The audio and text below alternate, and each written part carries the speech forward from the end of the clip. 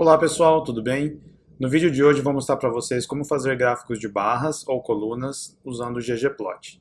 Meu nome é Danilo Scorzoni Ré, sou cientista de dados e esse é o Prática de Dados.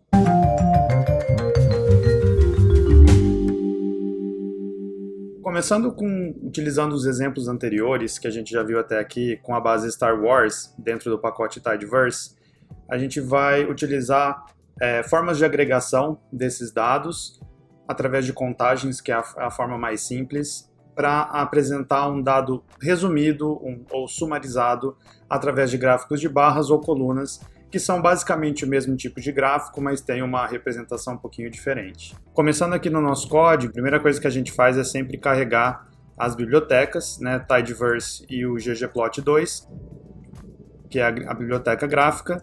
E aqui eu só vou mostrar que é a base de dados Star Wars, né, que são basicamente os personagens do Star Wars, com algumas características físicas em relação aos personagens e de origem também. Para a gente construir um gráfico de barras, o primeiro passo é a gente resumir esses dados de alguma forma, porque essa base ela possui 87 linhas, por exemplo, né, e se a gente for construir um gráfico, por exemplo, de altura de cada personagem, a gente vai ter 87 barras, e isso não vai construir um gráfico que seja significativo, né? Ele vai ser um gráfico cheio de ruído. Então, vamos tentar encontrar uma forma de resumir esses dados primeiro, antes de construir o gráfico. Eu vou colocar como exemplo uma contagem de personagens por cor de olho, né? Então, a gente quer fazer um gráfico que vai mostrar quantos personagens para cada cor de olho que existe nessa base. Para começar, a gente chama a base Star Wars, utiliza o pipe, e a próxima etapa é utilizar o group by, porque queremos agrupar os dados por cor de olho, eye color. Em seguida, a gente usa o pipe de novo e chama o comando summarize para resumir, para sumarizar os nossos dados, né? E eu quero o número de personagens com cada cor de olho. Eu vou chamar aqui minha coluna de contagem e eu chamo a função n, que é uma função que vai simplesmente contar o número de linhas dentro daquele grupo que é a cor de olho. Então eu vou executar esse comando só para a gente ver o que ele retorna. Então aqui vocês vão ver que ele vai retornar cada cor de olho e ele vai contar para a gente na coluna contagem quantos personagens tem para cada cor de olho. Então aqui nesse caso a gente tem o preto com 10 personagens, 19 personagens com olho azul, um com um azul acinzentado, 21 marrom e assim sucessivamente. A nossa base está pronta, então agora a gente chama, através do pipe de novo, o ggplot, né?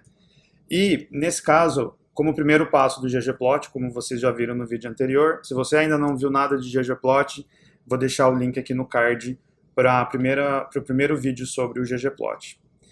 A primeira coisa que você tem que especificar são as estéticas, né? O que significa isso? O que vai no eixo X, o que vai no eixo Y, se você vai colocar cor em alguma coisa e assim sucessivamente. Nesse caso, como a gente só tem duas colunas, então só vamos colocar o eixo X, então, que vai ser a minha coluna iColor, e o eixo Y vai ser exatamente a contagem. Feito isso, o próximo comando que eu tenho que colocar dentro do ggplot é chamar o tipo de gráfico, que é o gráfico de barras, né? Então, para isso eu coloco mais, não é o pipe, é o mais, e eu coloco geon bar. Essa função vai me dar o gráfico de barras, e nesse caso eu preciso informar para o ggplot que eu quero utilizar o dado bruto, do jeito que ele está após esse agrupamento que eu fiz, né? Então, o agrupamento me gerou essa tabela que eu mostrei para vocês, e em seguida eu informo para o ggplot através do parâmetro stat que eu quero a função identidade, identity. O que significa? Função identidade vem da matemática, mas é uma função que retorna o valor de entrada, né? Então, se você, nesse caso de contagem, entrar 10, vai retornar 10. Se você tivesse alguma outra transformação que você gostaria de colocar, você pode utilizar nesse parâmetro stat. Não vou entrar muito em detalhes. No geral, o gráfico de barras sempre vai ser construído através desses dados processados antes. Então, nesse caso, vai sempre usar o stat igual a identity, tá? Feito isso, é só a gente executar e ele vai trazer o gráfico para a gente, né? Então, executei aqui. E aqui na nossa tela do lado, a gente consegue ver o gráfico de barras com cada cor e a sua contagem. Tem um problema que eu estou vendo aqui, que é o seguinte, né? Pelo espaço de gráfico que a gente tem, o nome de uma das cores ele sobrepõe ao nome de outras logo na barra seguinte, né? E isso não dá uma estética muito boa. Uma alternativa para isso é a gente virar esse gráfico e transformar ele, em vez de um gráfico de colunas, que é nesse caso, para um gráfico de barras, cujas barras ficam na horizontal. Para fazer isso, basta eu adicionar mais um elemento no meu ggplot, que é o chord flip. Então eu vou pegar esse código anterior, eu vou copiar o código, vou colar, e aí simplesmente eu vou adicionar o chord flip. Quando eu faço isso e executo o código, ele simplesmente vai girar o nosso gráfico, onde o eixo X passa a ser o eixo Y e o eixo Y passa a ser o eixo X. E aqui sim a gente consegue ver o nome das cores sem sobreposição, porque agora os nomes estão na horizontal. Então fica muito mais fácil de visualizar. Em seguida eu vou mostrar para vocês como personalizar um pouco esse gráfico. Por padrão ele vai entregar para a gente essas barras em cinza escuro, né, em cores sólidas e tudo mais. Mas você pode deixar esse gráfico um pouco mais esteticamente bonito, se for o seu desejo. E são 3 parâmetros que você pode adicionar ao seu geombar. Então, eu vou copiar novamente esse código, eu vou colar aqui e eu vou adicionar alguns parâmetros dentro do geombar. Como que a gente personaliza cores em geral dentro do ggplot? Isso funciona para os outros tipos de gráfico também. Você tem o fill, que é o preenchimento, então ele vai preencher toda a cor da barra com a cor que você colocar. O color, dependendo do tipo de gráfico que você montar, ele pode representar a cor exata do objeto ou a borda do objeto. No caso do gráfico de barra, o color ele é a borda.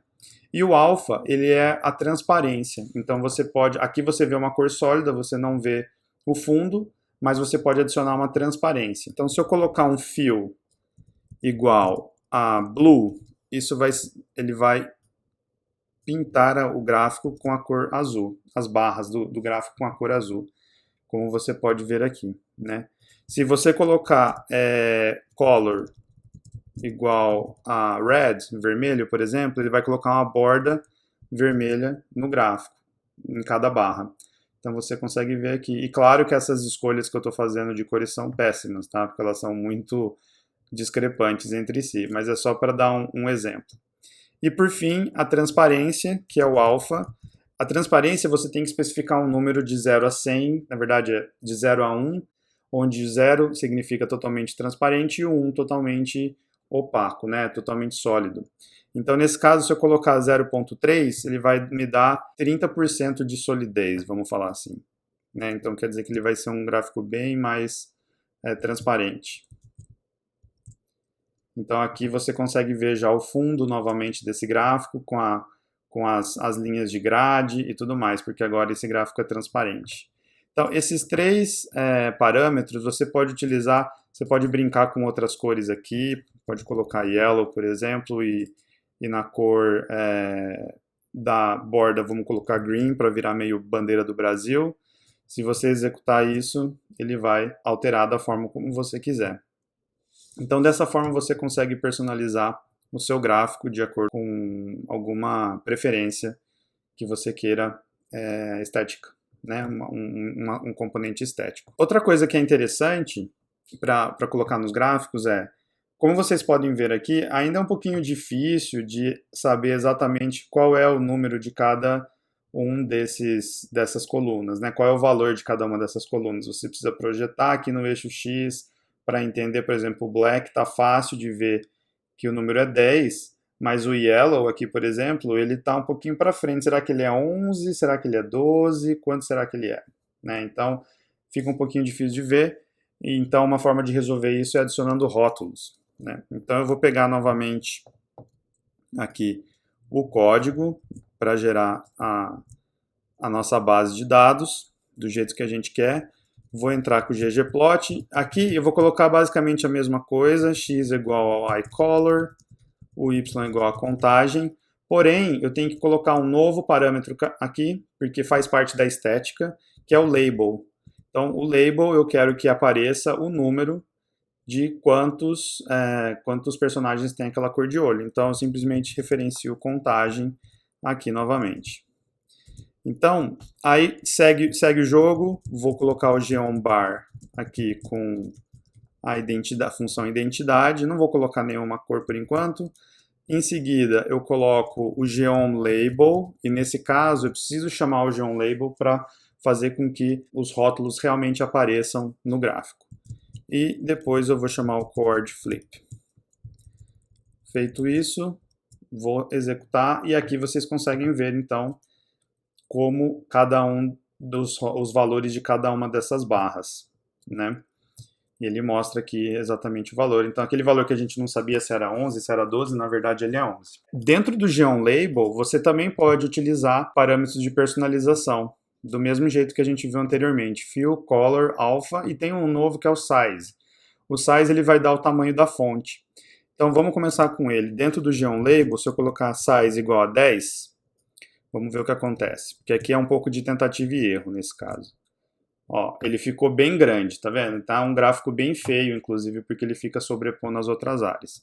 Se eu diminuir esse size para 5, vamos ver como ele fica.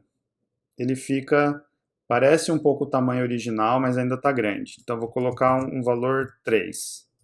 Executo. O valor 3 para mim ficou um pouco melhor. Ele está um pouquinho pequenininho, ele mostra as extremidades aqui da barra. É um número que dá para ler bem, tá meio que do tamanho da escala aqui.